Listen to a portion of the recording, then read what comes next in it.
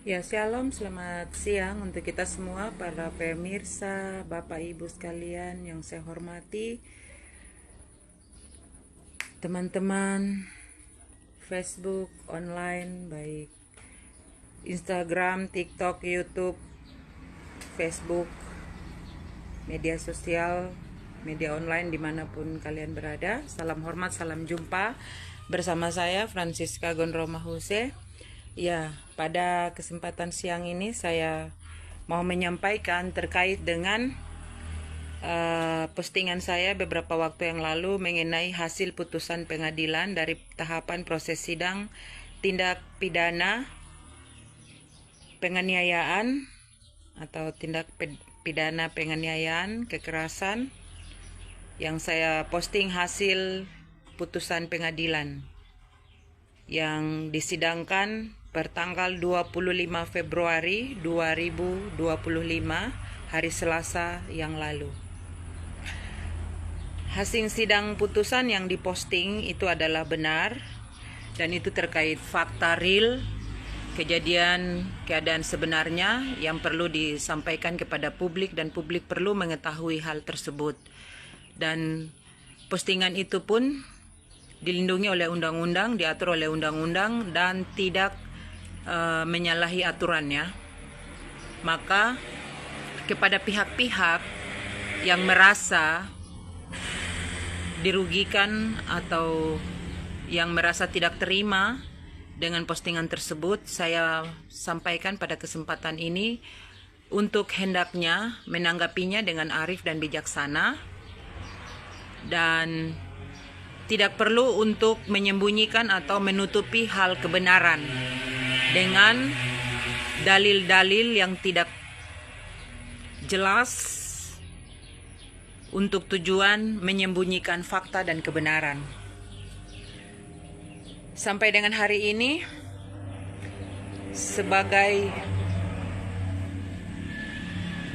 hal kebenaran itu harus disampaikan kepada publik, itu adalah tugas tanggung jawab kita semua, tugas dan tanggung jawab kita bersama, supaya selalu tetap menyampaikan hal kebenaran, fakta, real, terkait hal kebenaran, jujur, keadilan yang harus diperjuangkan secara bersama-sama.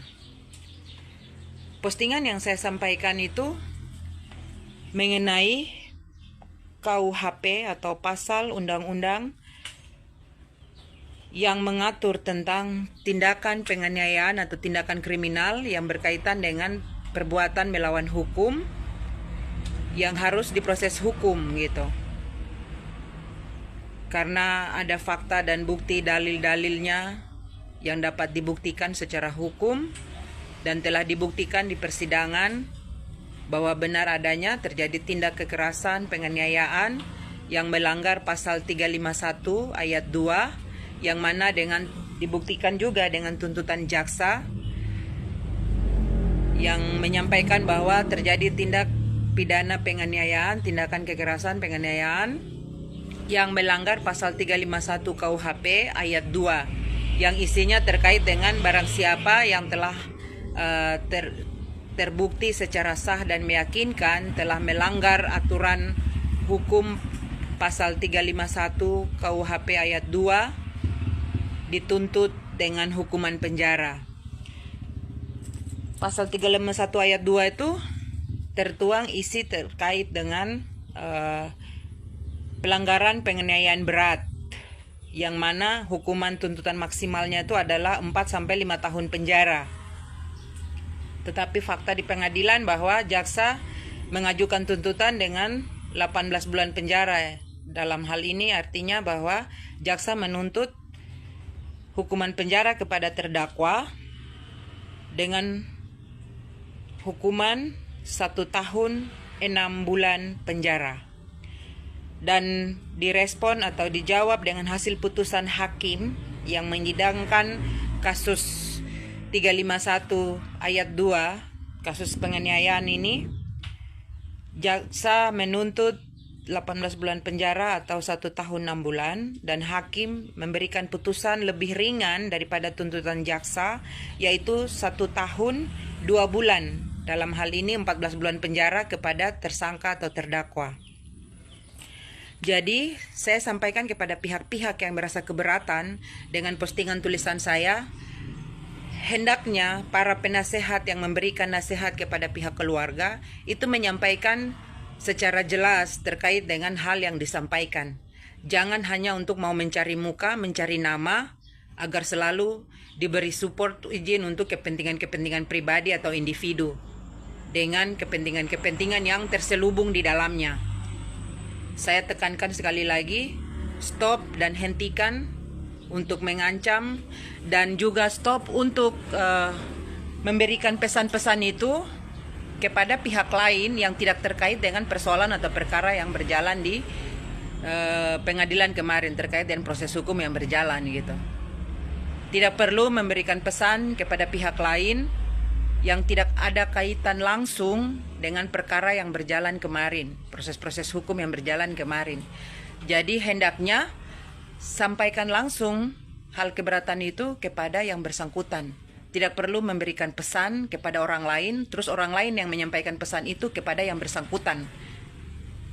Stop melakukan cara-cara busuk, cara-cara yang tidak profesional, cara-cara yang nanti akhirnya juga stop melakukan cara-cara yang nanti melakukan proses melawan hukum itu juga sendiri gitu.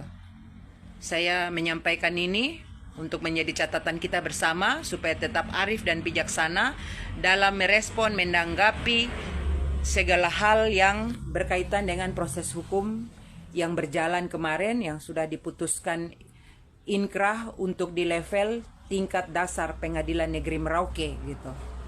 Saya mau sampaikan, ketika pihak korban tidak menerima hasil putusan yang diputuskan oleh hakim, yakni 1 tahun 2 bulan penjara kepada terdakwa atau tersangka, korban pun mempunyai hak untuk menggugatnya ketika merasa putusan itu jauh lebih ringan, karena ini terbukti bahwa terdakwa secara sah terbukti melakukan tindakan kekerasan penganiayaan yang dalam hal ini telah melanggar pasal 351 KUHP ayat 2.